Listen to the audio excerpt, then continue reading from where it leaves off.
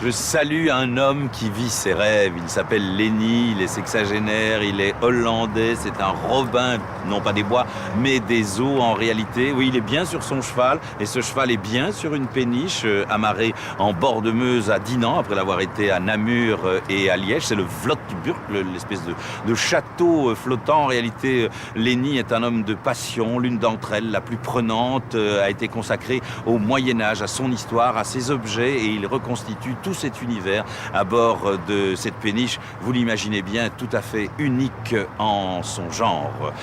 Cette semaine, Télétourisme s'intéresse aux beaux objets. Ça tombe bien, il y en a beaucoup à bord. Des objets que vous avez chez vous, vous avez hérité, vous n'avez aucune idée, par exemple, de ce qu'ils valent. Parfois bien moins, parfois beaucoup plus que ce que vous pouvez imaginer, espérer ou craindre. Michel Breker vous guide. Voilà. Tu l'as rangé. Allons-y. Ce n'est pas toujours facile de se faire une idée exacte de la valeur d'un objet qui appartient à la famille depuis des décennies.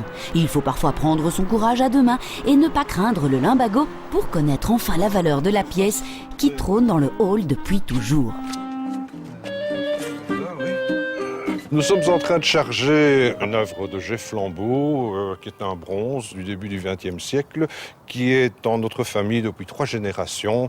Et à l'époque, beaucoup de familles investissaient dans les œuvres d'art, dans la mesure où l'argent dévaluait très rapidement. Et nous allons maintenant avoir l'avis de l'expert pour un petit peu estimer sa valeur. On a besoin de 2 personnes à l'entrée pour décharger.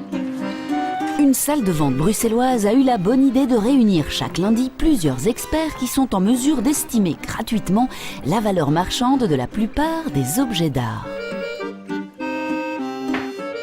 On se trouve face à un bronze de G. Flambeau, donc on a la signature qui se trouve ici. Le sujet, donc ça représente un faune, vous le voyez ici avec sa petite queue qui dépasse, qui vient réveiller une nymphe qui est endormie. Alors ce qui est intéressant, c'est qu'on a la signature, mais surtout qu'ici au dos, on a un cachet de fonderie. Ce qui donne un supplément à la signature, à savoir que ça prouve que c'est un tirage qui a été dûment autorisé du vivant de l'artiste ou un petit peu après sa mort. C'est un sujet qui est relativement recherché, pas un modèle pas spécialement rare, mais qui est quand même assez commercial, qu'on pourrait estimer aux alentours de 2000 €. Merci. Les critères qui entrent en jeu pour déterminer la valeur d'un objet sont multiples. Les bijoux ne font pas exception. C'est la fin de l'art nouveau. Oui, ça vaut plus que là. On ne pourra pas le vendre ici parce que ça ne représente pas suffisamment. Ça pèse plus ou moins 12 grammes, je dirais. Mais c'est tellement fin. 15 grammes. Vous voyez? Donc ça vaut 400 €. C'est pas mal. C'était fait en grande partie à la main. Voilà, Et cette belle qualité, et il est en bon état. On tient compte bien sûr du métal qui a été utilisé pour la fabrication du bijou. On tient compte aussi des pierres qui sont présentes dans ce bijou. On tient compte souvent du fabricant. Si le fabricant est prestigieux, bien sûr, il aura plus de valeur. Et on tient compte aussi de la quantité de bijoux comme celui-là qui a été fabriqué. Donc ceci, c'est une broche trembleuse. D'ailleurs, vous le voyez, ça tremble tout seul. Elle date probablement de 1850, 1860. Donc c'est en or et des petits diamants taille rose. J'observe que ici, il y a de l'émail, mais malheureusement, c'est une restauration. Je pense qu'on devrait pouvoir en obtenir 1 millier d'euros. Ici, on a quelque chose de très très intéressant qui est probablement le témoin de l'implication des Belges dans la Première Guerre mondiale, puisque, ou peut-être était-ce la décoration d'un diplomate, il s'agit de l'ordre de Saint-Sava, ordre distribué par la Serbie, grade de commandeur qui se porte donc au cou, comme ceci.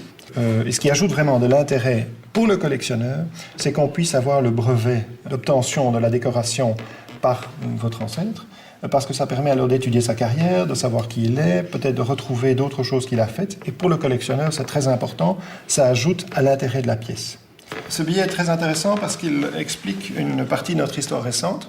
Donc, à la fin de la Seconde Guerre mondiale, le gouvernement belge réuni à Londres décide de faire une réforme monétaire en 1944, Camille Gut, et décide donc de remplacer tous les anciens billets, comme celui-ci, par des nouveaux, et limite à 2000 francs par famille ce qui est disponible en liquide. Et ceci, c'est donc un billet de l'ancienne période de guerre, qui est encore tout neuf, et on entend au bruit. Et c'est ça qui est intéressant dans ce que je fais, c'est qu'on peut parler d'histoire en partant d'un billet, d'une pièce de monnaie ou d'une décoration. Les évaluations gratuites ont lieu tous les lundis à l'Hôtel des Ventes Horta à Bruxelles.